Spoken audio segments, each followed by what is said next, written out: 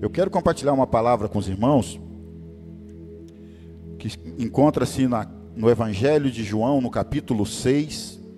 É um texto extenso, então nós vamos lê-los assentados mesmo. Eu gostaria que você se colocasse de pé mais uma vez, só para que a gente orasse.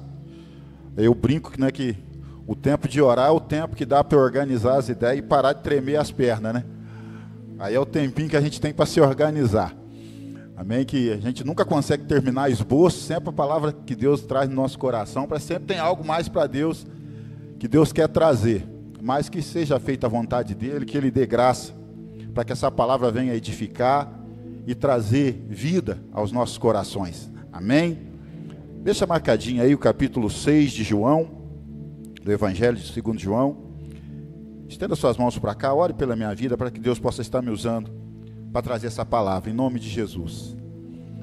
Pai querido, mais uma vez diante da Tua presença, Senhor, em oração, nós queremos Te pedir, ó Deus, graça, sabedoria, revelação, ó Deus, nos nossos corações, para que nós possamos, ó Deus, compartilhar agora a Tua palavra. Esta palavra que o Senhor colocou, ó Deus, no meu coração, que apesar das minhas limitações e dificuldades, que o Senhor possa estar me dando a graça, Senhor, de transmitir esta mensagem de maneira que a Tua igreja seja edificada, exortada, fortalecida, Senhor, na comunhão contigo. E que esta palavra, Deus, possa produzir os frutos que saiu do Teu coração, ó Deus, para que ela produza. E que em nome de Jesus, ó Deus, que eu seja canal para a vida deles e que eles possam ser, ó Deus, edificados para a glória do Teu santo nome. É o que nós Te pedimos, Pai. Em nome de Jesus, amém, queridos. Amém? Pode se assentar. Capítulo 6 de João. Nós vamos ler a partir do versículo 24, irmãos. Amém? Pastor, nós vamos ler o capítulo todo. Vamos. Cada vez mais, o pastor Drauzio é um homem do Pentecoste, né? Já vi que ele é um homem assim, muito da revelação. Eu não sou um pregador muito de revelação, eu sou um pregador mais da palavra, da área de ensino, do estudo da palavra. E nós cada vez mais, irmão, nós temos perdido o hábito de ler a palavra durante o culto. Então quando a gente lê um capítulo da Bíblia durante um culto, parece que as pessoas ficam meio assustadas, parece que é algo anormal. O primeiro estudo bíblico que eu dei, pastor Drauzio, nós lemos o Salmo 119, todinho. A primeira escola bíblica que eu ministrei, todo Salmo 119, 176 versículos, porque a base de tudo na nossa fé, irmãos, é a palavra de Deus. A comunhão com o Espírito e a palavra de Deus, a oração, ela tem que ser base para a nossa vida e ela tem que ser base também para toda a pregação.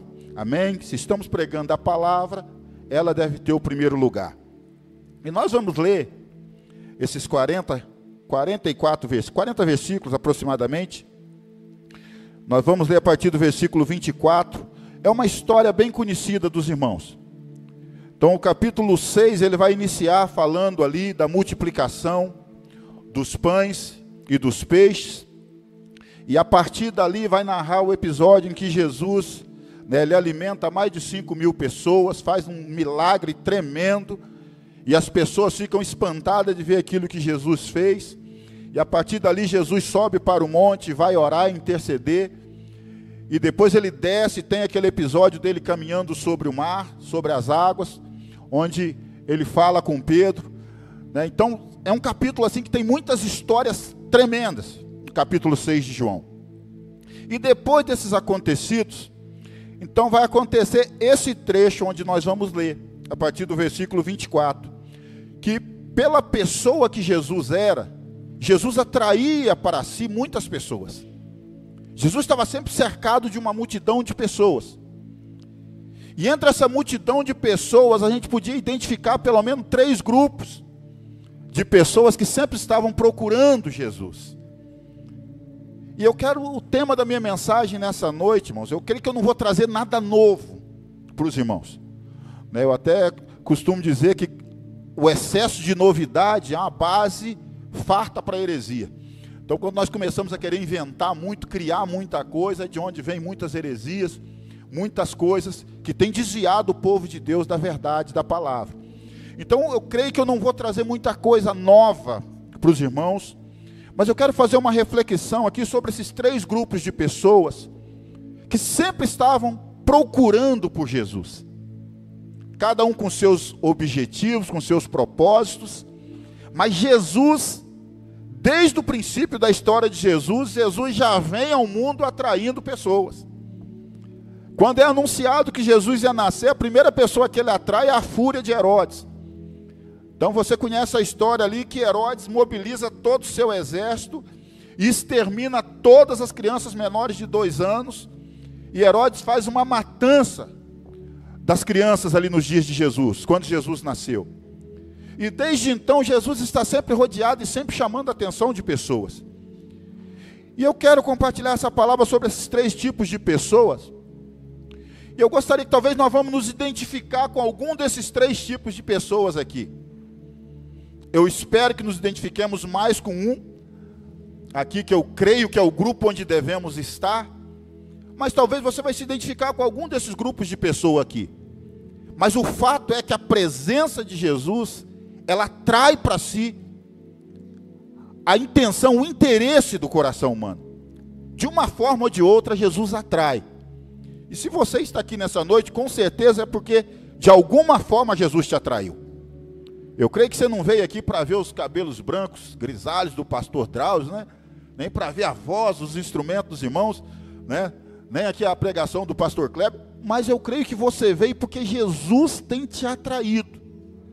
E você tem, por algum motivo, você tem procurado Jesus. Então eu quero compartilhar essa palavra com os irmãos. A partir do versículo 24, diz assim a palavra de Deus. João capítulo 6, versículo 24, diz assim: Vendo, pois, a multidão, que Jesus não estava ali, nem os seus discípulos, entraram eles também nos barcos e foram para a região de Cafarnaum em busca de Jesus. E achando-o do outro lado do mar, disseram-lhe: Mestre, quando chegaste aqui? Jesus respondeu e disse-lhes: na verdade, vocês me buscam, não pelos sinais que vocês têm visto, mas porque vocês comeram o pão e isso vos saciou. Trabalhem não pela comida que perece, mas pela comida que permanece para a vida eterna, a qual o Filho do Homem vos dará, porque a este o Pai, Deus, o selou. Disseram-lhe, pois, a multidão: o que faremos para executar essa obra de Deus? Jesus respondeu e disse-lhes: a obra de Deus é esta, que creiais naquele que ele enviou. E disseram eles, pois, que sinal, pois, você faz para que nós o vejamos e creiamos em ti? O que você opera? Nossos pais comeram do maná no deserto, como está escrito: deu-lhes a comer o pão dos céus.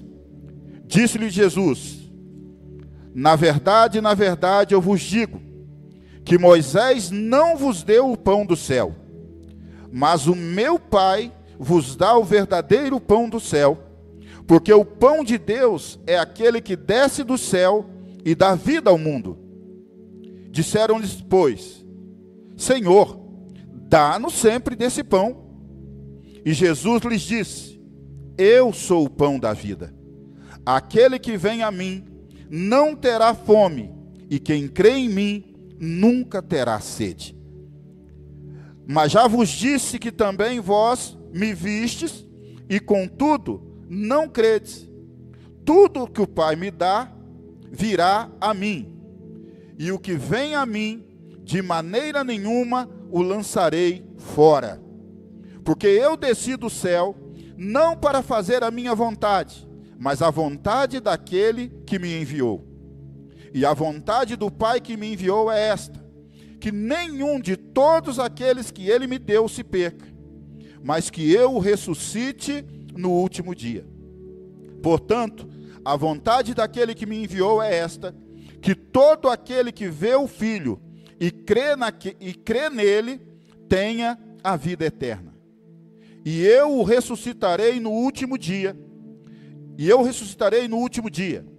murmuravam, pois, os judeus. Murmuravam-se, pois, dele os judeus, porque dissera: eu sou o pão que desceu dos céus. E diziam: não é este Jesus, o filho de José, cujo pai e a mãe nós conhecemos? Como, pois, ele diz: desci do céu? Respondeu, pois, Jesus e disse-lhes: não murmureis entre vós. Ninguém pode vir a mim, se o Pai que me enviou o não trouxer, e eu o ressuscitarei no último dia. Está escrito nos profetas, e eles serão todos ensinados por Deus. Portanto, todo aquele que do Pai ouviu e aprendeu, vem a mim. Não que alguém visse ao Pai, a não ser aquele que é de Deus. Este tem visto o Pai. Na verdade vos digo, que aquele que crê em mim tem a vida eterna. Eu sou o pão da vida. Os vossos pais comeram o maná no deserto e morreram. Este é o pão que desce dos céus, para que aquele que dele comer nunca morra. Eu sou o pão vivo que desceu do céu, e se alguém comer desse pão, viverá para sempre. E o pão que eu der é a minha carne, que eu darei pela vida do mundo. E disputavam, pois, os judeus entre si, dizendo: como pode esse nos dar a comer a própria carne? Jesus, pois, lhes disse: na verdade vos digo, que se não comerdes a carne do Filho do Homem, e não beberdes do seu sangue, não tereis vida em vós mesmos. Quem come a minha carne e bebe o meu sangue, tem a vida eterna, e eu o ressuscitarei no último dia. Porque a minha carne verdadeiramente é comida, e o meu sangue verdadeiramente é bebida. Quem come a minha carne e bebe o meu sangue, permanece em mim, e eu nele. Assim como o Pai que vive me enviou, e eu vivo pelo Pai, assim quem de mim se alimenta, também viverá por meio de mim. Este é o pão que desceu dos céus. Não é o caso dos vossos pais que comeram o maná e morreram. Quem comer este pão, viverá para sempre. Ele disse essas coisas na sinagoga, ensinando em Cafarnaum. E muitos, pois, dos seus seguidores, quando ouviram isso, disseram: duro é este discurso. Quem o pode ouvir? Sabendo, pois, Jesus em si mesmo que os seus discípulos murmuravam a respeito disso, disse-lhes: isso vos escandaliza? O que seria se, pois, visseis subir o Filho do Homem para onde primeiro ele estava? E o Espírito é o que vivifica, a carne para nada aproveita. As palavras que eu vos disse são Espírito e vida. Mas algum de vós que não creem, porque bem sabia Jesus desde o princípio quem eram os que não criam e quem eram os que haviam e quem era o que havia de o trair. E dizia: por isso eu vos disse que ninguém pode vir a mim, se por meu Pai lhe não for concedido. Desde então, muitos dos seus discípulos tornaram atrás e já não andavam com ele. Então disse Jesus aos 12: quereis vós também retirar-vos? E respondeu-lhe, pois, Simão Pedro: Senhor, para quem iremos nós? Pois tu tens as palavras de vida eterna, e nós temos crido e conhecido que tu és o Cristo, o Filho de Deus. Amém? Amém, irmãos? Querido, lendo esse texto aqui, nós vemos aqui 3 tipos de pessoas que Jesus atrai. O primeiro tipo de pessoa, irmãos, que talvez seja um tipo para nós, igreja, hoje, são os religiosos, os mestres da lei, os intelectuais da fé. Aqueles que têm um conhecimento, ou que pelo menos julgam que têm um conhecimento acima do conhecimento dos outros, é o clero, né, pastor? Como dizia, em uma determinada crença, é o clero e os outros são os leigos. Então, o primeiro grupo de pessoas que nós vemos aqui, irmãos, é esse tipo dos intelectuais, os religiosos.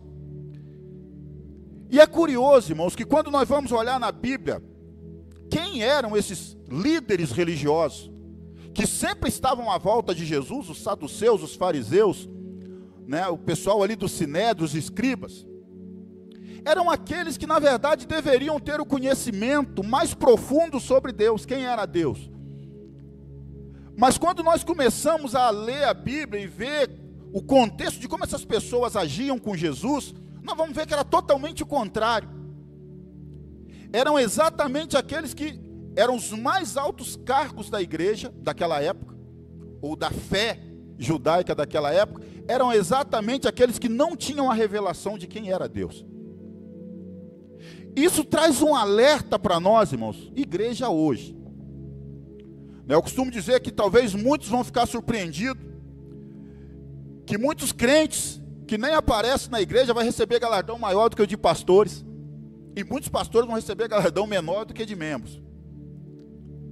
Porque na realidade Jesus, ele veio estabelecer um relacionamento com o homem, que desde Gênesis nós vemos que Deus busca travar um relacionamento com o homem. A Bíblia diz que todos os dias, quando Deus colocou o homem no jardim, Adão e Eva, todos os dias na viração do dia, o que acontecia? Deus vinha no jardim e conversava com Adão. E eu creio que conversava com Eva também. A Bíblia fala com Adão, mas eu creio que conversava com os dois. Porque Deus tem interesse em ter relacionamento com o homem. Deus sempre se interessou em ter relacionamento conosco. Mas o perigo, irmãos, que eu vejo aqui com essa liderança religiosa dessa época, que era o primeiro grupo de pessoas que estavam sempre atrás de Jesus, é que eles deixaram que o seu relacionamento com Deus se tornasse algo baseado em rituais e símbolos. E o que isso traz de alerta para nós, igreja? O irmão Robertinho leu aqui no início que nós devemos tomar cuidado para nós não nos conformarmos com este mundo. Conformar é tomar forma, nós sabemos disso. Irmãos, e muitas vezes nós vamos criando formas, métodos, né? Então o Espírito Santo só vai vir no culto se eu tocar aquele hino, né? Deus só vai agir se eu der essa entonação de voz, né? Ou Deus vai fazer isso se eu fizer a vassoura de fogo, se eu der um símbolo, se eu der o paninho, a toalhinha e um tanto de coisa que nós vamos criando, irmãos. Ritos, símbolos, que na realidade isso vai nos afastando de um verdadeiro relacionamento íntimo com Deus. E quando nós olhamos aqui, essa igreja desta época, que mais deviam ser os que conheciam, que teriam mais profundidade do relacionamento com Jesus, eram exatamente as pessoas. Eu fui estudar sobre o Caifás, né, Anás, a liderança da igreja ali, judaica daquela época, a sinagoga, né, do templo. E era curioso que eram exatamente aqueles que não criam nas principais coisas que Jesus veio revelar. Não criam em curas, não criam em anjos, não criam em manifestações, não criam em demônios, não criam em ressurreição. Tudo aquilo que Jesus veio trazer era o que exatamente aquelas pessoas tinham perdido de vista. E que alerta isso traz para nós, irmãos? Será que é possível nós andarmos com Deus durante um tempo e talvez tirarmos os nossos olhos daquilo que realmente é essencial para a nossa fé? Esse primeiro grupo de pessoas me mostra isso, pastor Drauzio. Que é possível nós aprendermos a simular um relacionamento com Deus. Né? Jesus várias vezes exortou aqueles homens que eles andavam nas praças com vestes talares, né? Com vestimentas que identificavam eles como liderança, como alguém que tinha uma intimidade muito grande com Deus, e faziam longas orações, e tinham todo um símbolo, uma aparência religiosa, mas que na verdade eles não tinham um relacionamento com Deus. E isso é algo muito sério para nós, irmãos. Talvez nós vemos pessoas que entram na igreja, entrou ontem na igreja, e hoje nós estamos num culto de Santa Ceia, um culto que a gente pode, eu creio que a maioria aqui já é de casa, é um culto que nós podemos trazer alguns alertas mais sérios para nós quanto igreja. Às vezes nós vemos aqueles que estão chegando agora na igreja e começam, né, são batizados no Espírito Santo, estão cheios de fé, cheios de ânimo, cheios de gás, né, cheios de fogo do Espírito. E parece que aquele crente que já está lá há 20 anos, 30 anos, parece que já está meio ali na linha de Caifás, né, de Anás, está acostumado com tudo. Parece que tudo vai se tornando uma rotina e vai deixando, negligenciando princípios básicos do nosso relacionamento com Deus. E nós precisamos tomar muito cuidado com isso. 3 tipos de pessoas que andavam atrás de Jesus, que procuravam Jesus. Os religiosos. O religioso aqui eu não falo da verdadeira religião, né, que é aquela que Jesus diz que era atender os órfãos, as viúvas, né, buscar realmente a religação com Deus. Não, eu digo esses religiosos que baseiam o seu relacionamento com Deus em vir na igreja no domingo, fazer às vezes uma coisa ou outra, um rito, e vai deixando os dias passarem, os anos passarem, e vão se descuidando da essência da adoração, da essência da vida com Deus. E eu quero trazer esse primeiro tipo de alerta, irmãos, que nós não estejamos nesse grupo dos religiosos, dos intelectuais. Eu sei tudo de Deus. O irmãozinho, vem um irmão novo convertido aqui pregar, a hora que o irmão lê o texto, não vou nem abrir a Bíblia, porque eu já conheço isso aí, irmã. Já li a Bíblia 10, 20, 30 vezes. Não vou nem abrir a Bíblia. Está falando, já tem um esboço na cabeça.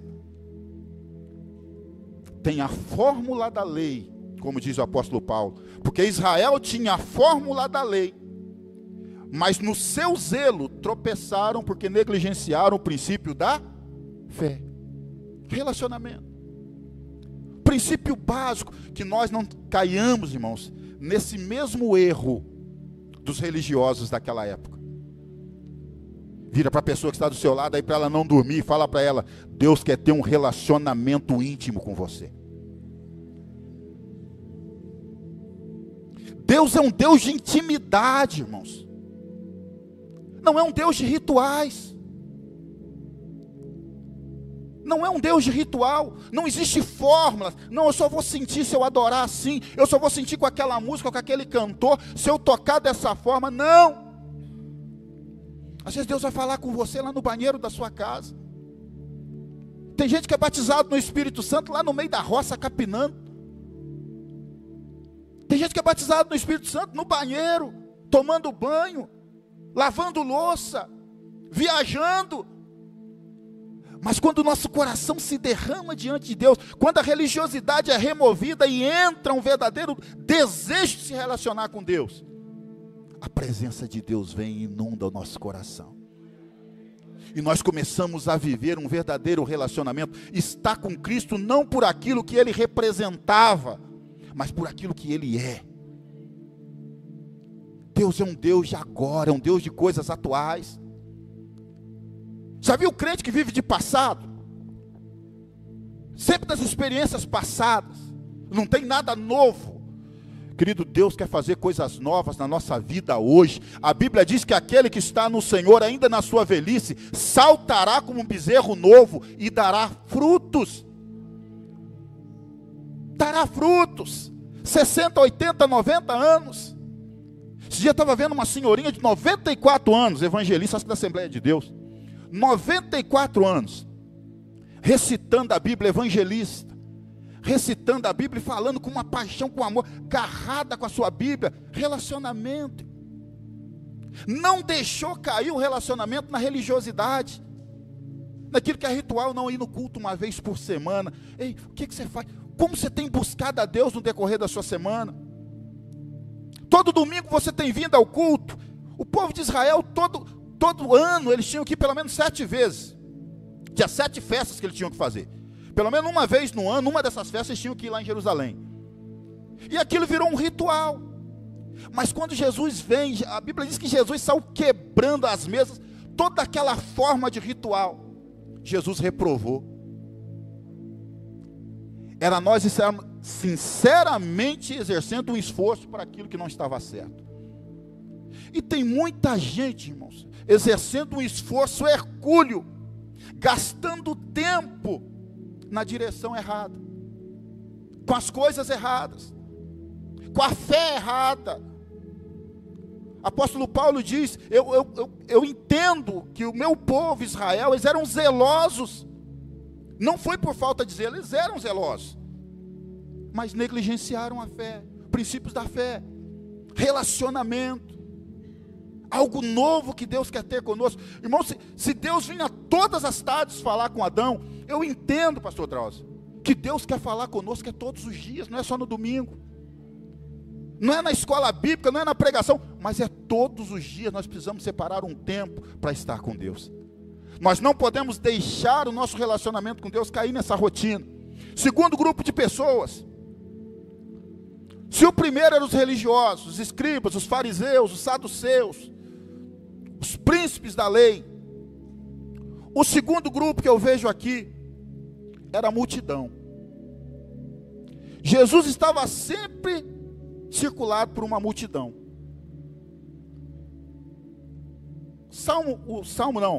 Versículos 24 ao 31, fala que nós lemos, fala de uma repreensão de Jesus ao povo. Que quando Jesus chegou do outro lado em Cafarnaum, o povo foi atrás de Jesus, procurando Jesus. Mas quando o povo chega lá do outro lado, fala, mestre, quando o senhor chegou aqui? Aí Jesus já dá uma daquela de João Batista, e dá uma no estômago. Olha, vocês na realidade, vocês vieram aqui me procurar, não porque vocês querem estar comigo, mas porque vocês comeram o pão, e por causa disso vocês estão andando atrás de mim. Irmãos, qual paralelo isso traz para nós, irmãos? Irmãos, eu creio, e eu penso que é válido, é muito válido. Muitas pessoas conhecem a Jesus por causa de necessidade, porque muitos estavam com falta de pão, muitos estavam com falta de saúde, muitos precisavam de um milagre na família, e Jesus veio para fazer todos esses tipos de milagre. Eu creio que Jesus veio para restaurar o casamento, sim ou não? Quantos já tiveram casamento? Quantos tiveram seus casamentos restaurados aqui quando aceitaram a Jesus? Tem pessoas que às vezes vêm para a igreja, está com o papel do divórcio no cartório, e Jesus entra e faz um milagre e restaura a família. É ou não é, irmão?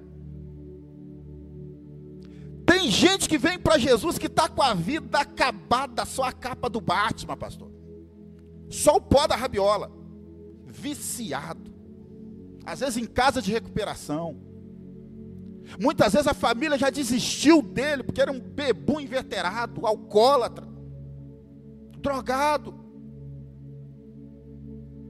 e vem para Jesus, vem desse jeito, arrebentado, acabado, e glória a Deus, porque você veio assim, irmão. Talvez tem pessoas aqui que veio para Jesus desse jeito, glória a Deus, porque a sua necessidade te atraiu e fez você procurar Jesus. Tem outros que vieram porque estavam com crise financeira, problemas seríssimos, financeiro, e veio no meio da multidão, ouviu falar de um Jesus que curava, ouviu falar de um Jesus que transformava, de Jesus que faz prosperar, e veio, e Deus abriu as portas, e Deus prosperou, Deus fez um milagre, plantou, e como diz ali Isaac, plantou e Deus fez multiplicar 100 por 1, e Deus fez milagre, trouxe provisão de onde nem sabia, mas Deus fez milagre. Glória a Deus, porque você veio assim. Mas o que Jesus está dizendo para aquele povo? A reprovação de Jesus não é para eles estarem procurando, mas é pelo motivo pelo qual eles estavam procurando. Olha, vocês estão vindo atrás de mim porque vocês estão querendo mais pão, vocês estão querendo viver apenas de provisão, apenas o que eu tenho para dar. Olha, Eu fiz umas anotações aqui sobre esse ponto que eu gostaria de ler com você. Este é o grupo daqueles que se aproximam de Jesus por causa de seus interesses pessoais, por causa de vantagens que podem ter ao andar com Cristo. Esse é o grupo daqueles que veem o evangelho como uma forma de ascensão social, às vezes, promoção do casamento, promoção da família, para parar de passar vergonha com o filho drogado, parar de passar vergonha com o marido drogado ou com a esposa drogada, e tantas coisas. Muito se tem pregado o evangelho de aceitação, vem como está e fica como está. A igreja é inclusiva, o evangelho do tudo pode. Irmãos, isso é muito bonito, mas isso não é o evangelho genuíno. Isso não é o evangelho genuíno. O que o evangelho genuíno prega, pastor? Eu creio que você sabe, é cartilha, mas eu quero te relembrar. Qual que é o primeiro princípio do evangelho genuíno, irmão? Você pode vir por causa de uma necessidade, amém. Mas uma vez que você ouviu a palavra, uma vez que você se encontrou com Jesus, é chegada a vós o reino de Deus. Arrependei-vos e nascei de novo. Primeiro princípio do evangelho, irmãos.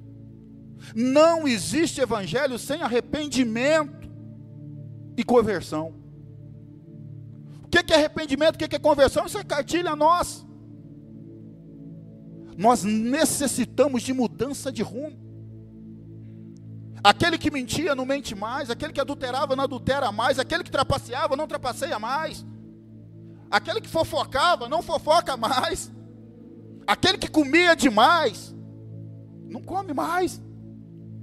É um pecado que a gente quase não fala, né? Glutonaria, né?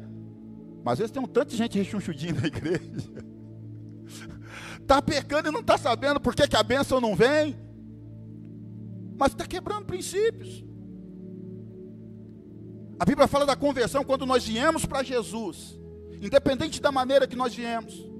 Venha como você está. Mas agora Jesus quer trabalhar no seu coração. Jesus precisa trabalhar, trazer mudança para as nossas vidas. Arrependimento e conversão, o primeiro princípio. Segundo princípio, libertação. Gente que vem para Jesus, continua buscando o pão, continua buscando prosperidade, continua buscando um tanto de coisa, mas não se liberta de coisas básicas. E o que a Bíblia diz, irmãos? João 8,32. Se verdadeiramente fores meus discípulos, guardareis as minhas palavras. E aqueles que guardarem as minhas palavras verdadeiramente serão livres. E conhecereis a verdade, e a verdade vos libertará. Irmãos, crente que está há anos brigando com o mesmo pecado, não consegue se libertar de coisas. Irmãos, eu tenho para mim, irmão, ou a Bíblia está errada, ou eu estou errado, mas não pode acontecer as duas coisas. Não tem como. Qual é a diferença, pastor? Por que tem uns que entram e são libertos, uns são transformados e outros não?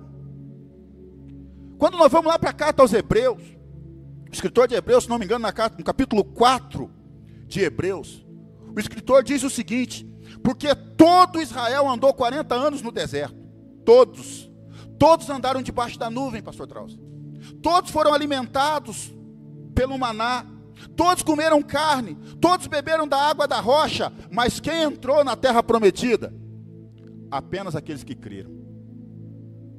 E aí a palavra diz o porquê. O escritor diz: porque aqueles que ouviram a palavra não a receberam misturada com fé. Irmão, sabe por que muitas pessoas vêm para Jesus e não conseguem ser libertos? Continuam sendo escravos de mentira, de pecado, de pornografia, de coisas que não glorificam a Deus, porque não aplica a fé na palavra. Quando a Bíblia diz: se o Filho vos libertar, verdadeiramente sereis livres, aplica a fé nisso, irmão. Eu estou tendo dificuldade numa área da minha vida, aplica a fé, começa a ler, começa a profetizar a palavra de Deus, porque a palavra de Deus é poderosa para nos limpar e nos purificar e nos libertar, amém? Se o Filho vos libertar, verdadeiramente sereis livres. Evangelho sem libertação, irmãos, tem alguma coisa de errado. Então não dá para vir como está e ser aceito, uma igreja inclusiva, não dá. Era homossexual, continua homossexual, não dá. Era violento, espancador de mulher, continua espancador, não dá. Era mentiroso, continua mentiroso, não dá. Porque o Evangelho produz conversão, o Evangelho produz libertação. O que mais que o Evangelho produz, pastor? Renúncia. Essa aqui, pastor Drauzio, pensa numa coisa que está extinto em muitas pregações na televisão e na internet. Renúncia.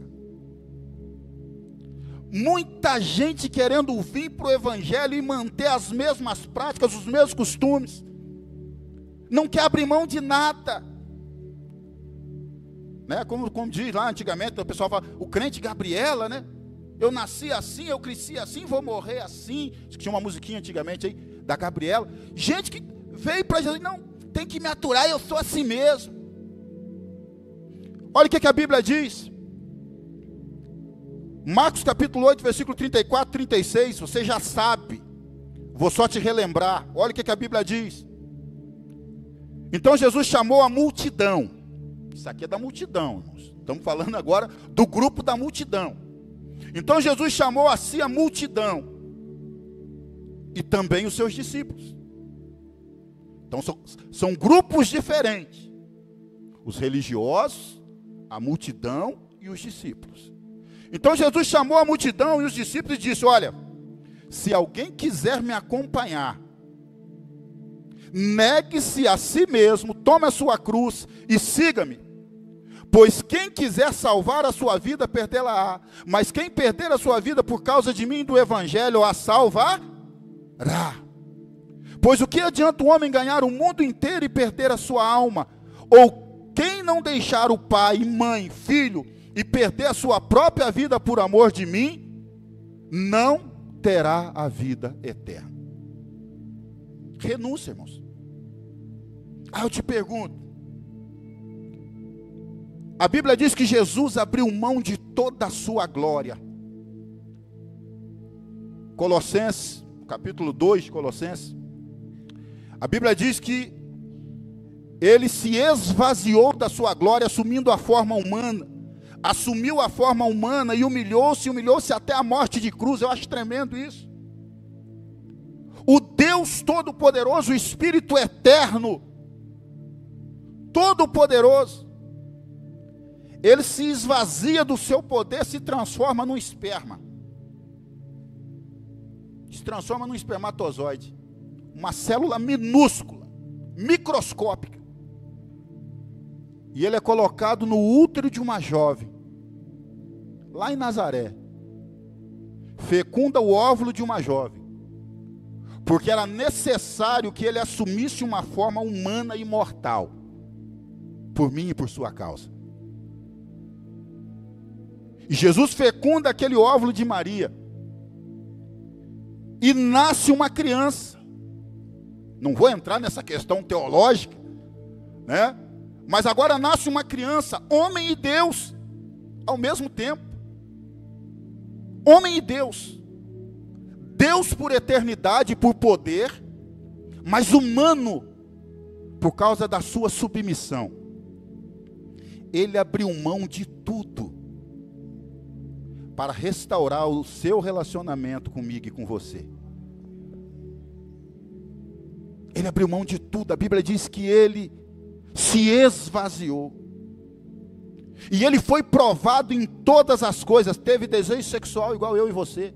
Sentiu dor, sentiu frio, sentiu calor, sentiu fome. Para ele poder assumir uma natureza humana mortal. Para que ele vencesse o pecado e a morte. Através de um corpo humano e falho como o meu e o seu. Ele abriu mão de tudo isso por nós, irmãos. Deus, o Deus Todo-Poderoso. No início da minha conversão eu questionava, falei, Deus, mas por que Jesus? Por que Jesus tinha que fazer isso? Aí depois eu fui conhecendo. A Bíblia diz: porque dele, por ele, para ele são todas as coisas. Porque tudo foi criado por ele. Sem ele, nada do que foi feito se fez. Ainda antes que existisse o pó da terra, ele já estava com Deus e se alegrava vendo seus dias com os homens. Antes de todas as coisas, porque ele é Deus. E era necessário, para que houvesse transferência de herança, era necessário a morte do testador. Então, como ele era o dono de todas as coisas, era necessário que ele assumisse um corpo mortal, para morrer por mim e por sua causa, para nos dar direito à vida eterna. Querido, agora eu te pergunto: o que você tem renunciado por amor a Cristo? O que você está disposto a abrir mão por amor a Cristo? Tem gente achando difícil demais deixar de ir na balada. Tem gente achando difícil demais parar de beber, parar de trair, ter uma mulher só. Tem gente que está achando difícil demais abandonar o mundo. Mas Deus abriu mão de tudo, por amor a mim e por amor a você, para nos reconciliar. Aquele que tinha direito sobre nós por criação, agora tem direito sobre nós por redenção. Ele vem e morre para ter poder de redimir, de pagar os nossos pecados e ter poder de nos resgatar do império da morte e das trevas. Querido, que darei eu ao Senhor? O salmista diz no Salmo 104, se não me falha a memória, Salmo 116: o que darei eu ao Senhor por todos os benefícios que Ele me tem feito? O que você pode dar para o Senhor, querido? O que você pode dar ao Senhor que Ele já não tenha? Você já pensou isso, irmão? O que você pode dar para Deus que Deus não tenha, que Deus, pela palavra do seu poder, Ele não possa criar? A Bíblia diz: filho meu, dá-me o teu coração. Deus não pode comprar o seu amor. Ele pode conquistá-lo, mas depende de mim, depende de você. Sabe por que o primeiro mandamento é: amarás o Senhor teu Deus de todo o teu coração, de toda a tua força? Porque isso cabe a mim, cabe a você. Deus não pode fazer isso. Deus não pode nos obrigar a amá-lo. Eu acho tremendo. Tem um filme daquele Morgan Freeman, o Todo-Poderoso, né? Tem um filme que ele faz o papel de Deus ali num dado momento, né? O Jim Carrey, né? Ficou sendo Deus ali por alguns dias. E aí ele chega para a esposa dele e: me ame, me ame, me ame. E a esposa dele: deixa ser palhaço, desce daí. Porque ele, como Deus, ele achou que ele ia conseguir fazer a esposa dele amá-lo. Aí ele vai lá e pergunta para o Morgan Freeman, né? Deus, que estava de férias por alguns dias: rapaz, por que eu não consegui fazer ela me amar? Aí Morgan Freeman fala: rapaz, o dia que você tiver resposta para isso, você me responde. Não sei. Cabe a ela. Livre-arbítrio. O que darei eu ao Senhor por todos os benefícios que Ele me tem feito? Filho meu, dá-me o teu coração. Amarás o Senhor teu Deus de toda a tua força, de toda a tua alma e de todo o teu entendimento. Querido, essa noite nós estamos celebrando, vamos celebrar a Santa Ceia do Senhor. E a Santa Ceia é uma celebração que ela fala desse ato de entrega de Jesus, dele ter vindo e ter dado tudo por nós. E eu quero terminar essa mensagem, essa reflexão nessa noite, irmãos. Eu quero terminar falando sobre o último grupo de pessoas que eu espero que você esteja, e que eu também. O último grupo de pessoas que procuram Jesus: os discípulos. Quantos são discípulos do Senhor aqui? Levanta as mãos bem alto. Ou quantos querem pelo menos estar no grupo desses discípulos? Levanta a mão e dê um forte aplauso para o Senhor. Aplauda ao Senhor. Eu quero ser discípulo. Pastor, e quem são os discípulos? Eu quero terminar dando algumas características, pelo menos aqui, 5 características dos discípulos. E eu termino com isso aqui.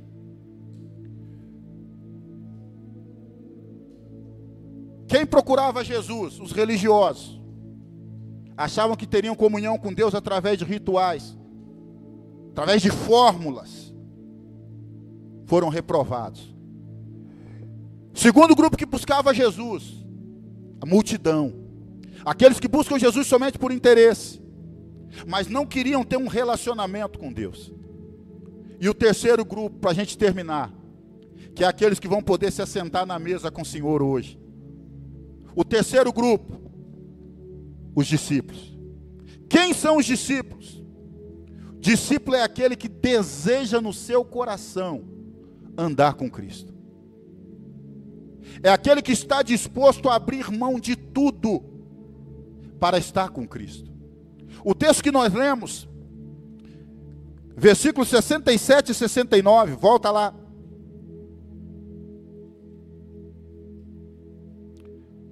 O texto diz que quando Jesus repreendeu a multidão, o texto diz aí que daquele momento em diante, muitos deixaram de seguir a Jesus. Versículo 60,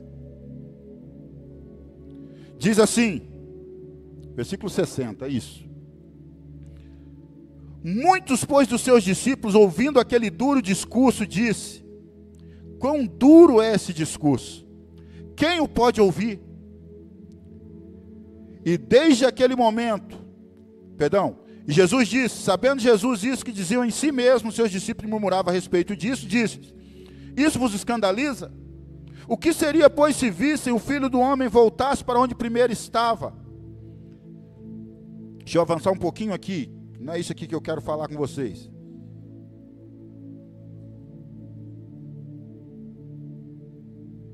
Versículo 66. Versículo 66 diz assim: desde então, muitos dos seus seguidores tornaram atrás e já não mais andavam com Jesus. Então disse Jesus aos 12. Disse Jesus àqueles que andavam com ele. Disse Jesus: vocês querem também se retirar? Talvez a pergunta de Jesus para nós essa noite, irmão, seja essa mesma pergunta. Talvez tem muitos passando por dificuldades. Talvez tem muitos passando por momentos difíceis. Mas a pergunta para Jesus, de Jesus para você e para mim nessa noite é: você também quer se retirar? Você acha que o mundo vai estar melhor? Você acha que sem mim vai estar melhor? A resposta de Pedro, querido, no versículo 68, Pedro diz assim: Senhor, para onde iremos nós, se só Tu tens as palavras de vida eterna?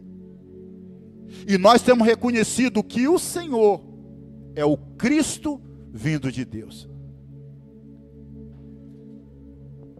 Segunda coisa, primeira, que você reconhece quem é Jesus. O discípulo reconhece quem é Jesus, que Jesus é o Cristo vindo de Deus. Segunda coisa, o que tem que ter o discípulo? É aquele que crê na justificação e no perdão dos seus pecados. Versículo 37, volta um pouquinho aí, já estamos terminando, versículo 37, Jesus diz assim: porque todo aquele que o Pai me dá virá a mim, e aquele que vier a mim de maneira nenhuma o lançarei fora. O discípulo, irmão, ele tem convicção de perdão e justificação. Não importa o momento que você esteja passando, querido. O apóstolo Paulo diz em Romanos capítulo 8, quem nos separará do amor de Deus? Será angústia, será tribulação, será morte, será espada, será nudez? Quem pode te separar do amor de Deus, querido? Se você tem a convicção de que Deus lavou os seus pecados, de que Deus te perdoou, sendo você ainda pecador. Ei, Deus te ama. Deus te ama, não importa, mas pastor, se Ele me ama, por que eu estou passando por tudo isso? A Bíblia diz que Deus não dá prova além das nossas forças. Tudo que você tem passado tem um propósito. Por que a multidão não conseguia andar com Cristo? Porque a multidão não entendia o propósito. Só consegue passar pelo processo quem entende que tem um propósito na sua vida. Você acha que está difícil? Ah não, mas não dá, parece que eu aceitei Jesus, as coisas piorou. Já vi gente falando isso. Parece que quando eu aceitei Jesus, parece que a minha vida virou de cabeça para baixo. Eu não sei, depois que eu aceitei Jesus, irmãos, para a minha vida foi só vitória, glória a Deus. Passei por momentos difíceis, passei, mas eu tenho certeza que se eu tivesse sem Jesus seria pior. Seria muito pior. No mundo teremos aflições, sim, mas eis que estou convosco todos os dias, até a consumação do século. Se você é um lavado e redimido pelo sangue de Jesus, Deus está contigo. E o discípulo tem essa convicção: eu sou lavado e remido pelo sangue de Jesus. Terceiro, quem são os discípulos? São aqueles que têm uma firme esperança na promessa da vida eterna e na ressurreição.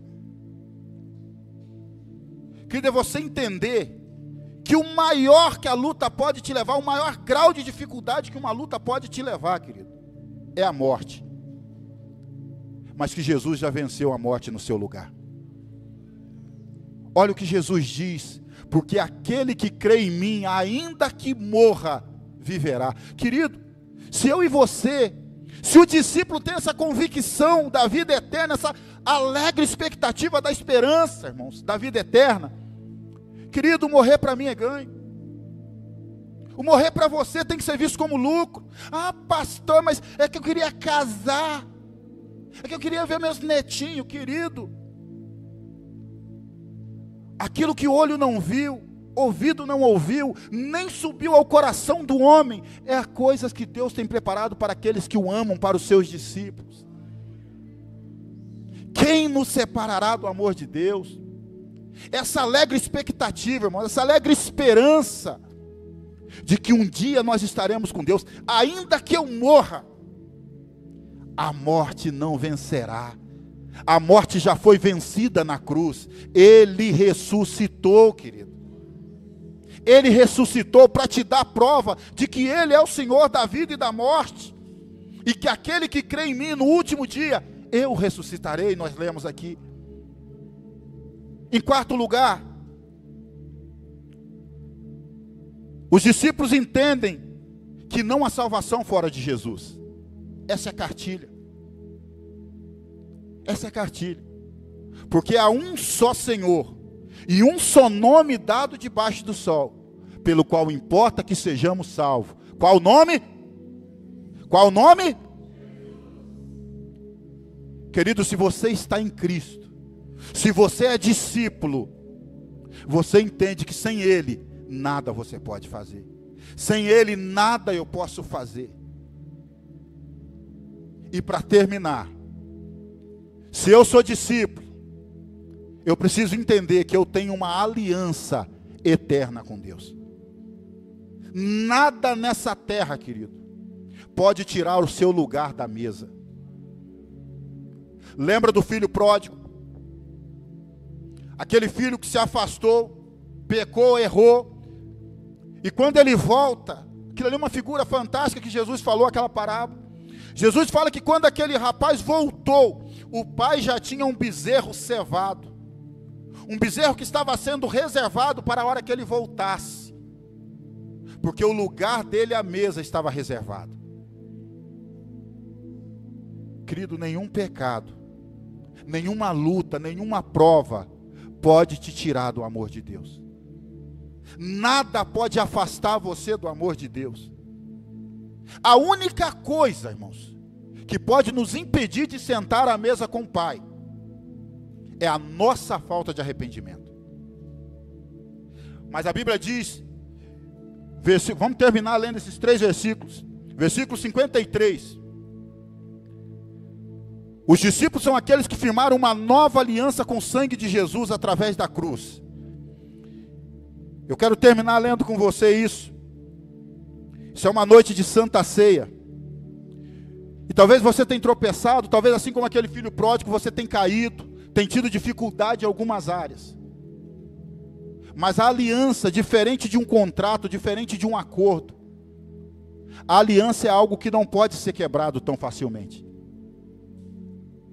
E a Bíblia diz, Jesus disse: olha, eu estabelecerei com vocês uma nova aliança, através do meu sangue. O texto que lemos aqui, versículos 53 ao 57, vamos finalizar lendo esse texto. Diz assim: na verdade, eu vos digo, que se você não comer da carne do Filho do Homem e não beber do seu sangue, você não terá vida em você mesmo. Quem come a minha carne e bebe do meu sangue tem a vida eterna, e eu o ressuscitarei no último dia. Porque a minha carne verdadeiramente é comida, e o meu sangue verdadeiramente é bebida. Quem come a minha carne e bebe o meu sangue permanece em mim, e eu nele. E assim como o Pai vive, e eu vivo pelo Pai, assim aquele que de mim se alimenta, também viverá por mim. Querido discípulo, ele tem essa convicção da aliança com Deus. Às vezes eu fico observando, irmãos, por isso que eu fiz questão de terminar com a leitura deste texto. Aquele que não come da minha carne e não bebe do meu sangue não tem parte comigo. E isso é muito sério. Às vezes eu fico observando algumas pessoas que procuram a Jesus. Nós estamos falando de 3 grupos de pessoas que procuram Jesus: os religiosos, a multidão, aqueles que procuram Jesus só por interesse, e os discípulos. Às vezes nós observamos em culto de Santa Ceia, pessoas se esquivando de vir para a Santa Ceia, pessoas se privando. Eu não quero aqui julgar, irmãos, longe de mim, porque a Bíblia diz que cada um examine-se a si mesmo, depois participa do corpo e do sangue. Mas se o discípulo é aquele que entende que tem uma aliança com Deus, e que ele necessita, aquele que não comer da carne e não beber do sangue de Jesus, não tem parte com Cristo, irmãos, isso é muito sério. Eu estou uma vez que eu deixo de vir num culto de Santa Ceia, durante uma Santa Ceia, eu escolho ficar sentado, pastor Drauzio.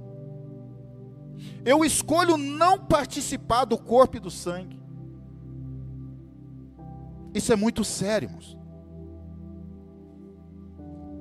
Eu estou me retirando desse grupo de discípulos e estou me colocando em qualquer um desses outros grupos. Porque aquele que não participa do corpo e do sangue, não tem parte com Cristo. Obviamente, irmãos, creio que o pastor Drauzio já ensinou isso aqui, os obreiros aqui já ensinaram. Óbvio que existem algumas condições para você participar do corpo e sangue de Cristo. Você tem que batizar, tem que passar pelas águas. Sim, eu estou falando daqueles que já passou por tudo isso, e às vezes escolhe não perdoar alguém, escolhe não pedir perdão, escolhe não abandonar determinados tipos de pecado. Pessoas que escolhem, às vezes por causa de um relacionamento conjugal, está colocando a sua salvação em jogo. É muito sério isso, irmãos. Pessoas que estão vivendo em desobediência, às vezes vivendo amasiado, vivendo um relacionamento em desacordo com a palavra de Deus. Irmãos, eu falei que hoje é culto de Santa Ceia. Culto de Santa Ceia é para crente, é para a gente falar a verdade. Está escolhendo viver uma vida, às vezes conjugal, um relacionamento amoroso, fora, desalinhado com a vontade de Deus, ao invés de assentar à mesa e participar do corpo e do sangue de Cristo.